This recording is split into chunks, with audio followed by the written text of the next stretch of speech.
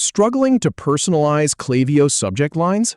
Learn the exact code to add any recipient's name in 6 quick steps.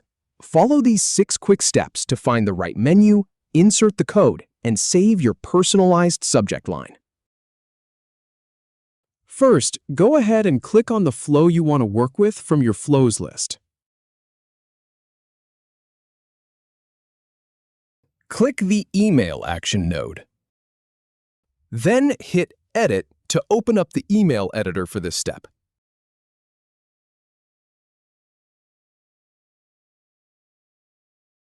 In the email editor, click on Suggestions. Then add the code you see right there.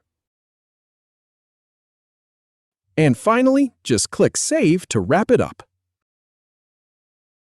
If you have any feedback or if any info is inaccurate, please leave a comment below. We'll do our best to answer or redo the video if needed. Thanks for watching.